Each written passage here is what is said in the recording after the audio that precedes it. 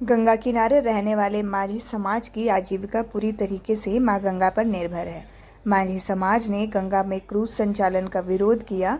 उनका कहना है कि क्रूज संचालन से उनकी सामाजिक और आर्थिक स्थिति पर गंभीर प्रभाव पड़ रहा है।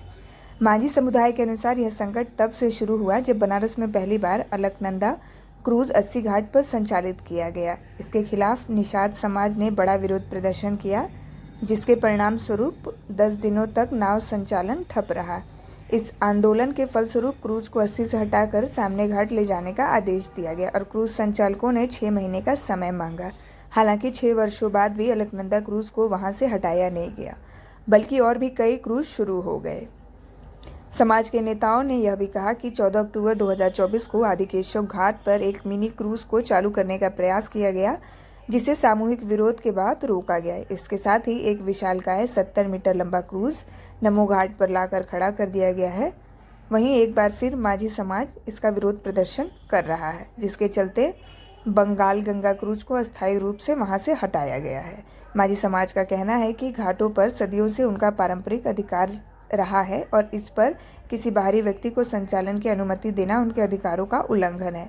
समाज ने यह भी आरोप लगाया कि गंगा के किनारे बड़े होटल जैसी संरचनाओं का निर्माण गंगा की पवित्रता और उनके जीवन के लिए गंभीर खतरा है। जी, अपना नाम परिचय बता दीजिए।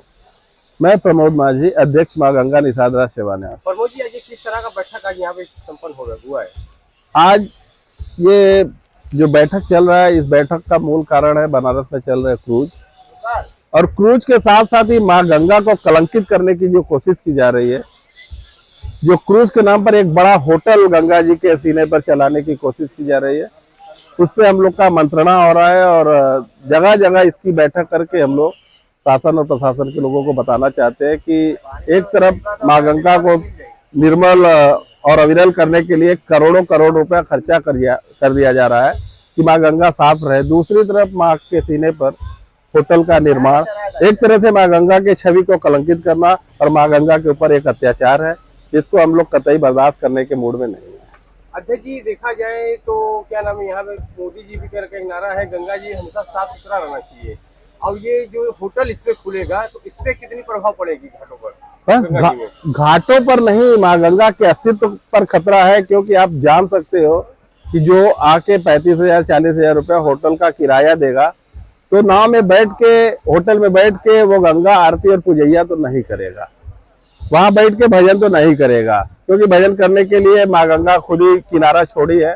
तो होटल में क्या क्या लोग करेंगे, क्या क्या नहीं करेंगे, ये सारा जिम्मेदारी एक तरह से सरकार की होगी, क्योंकि सरकार के लोगों ने ही शायद इसको परमिशन दे रखा है। तो मां गंगा पर आज तो हम नाविक समाज के लोग इसका विरोध कर रहे हैं, लेकिन जरूरत पड़ा तो इस होटल के विरोध के लिए हम पूरे बनारस ही नहीं, पूरे हिंदुस्तान के लोगों से आह्वान करेंगे कि मां गंगा के सीने में किसी तरह का भी होटल व्यवसाय सीधा सीधा मां गंगा के ऊपर एक अत्याचार है, जिसको कतई हिंदुस्तान के वासी बर्दाश्त नहीं करेंगे।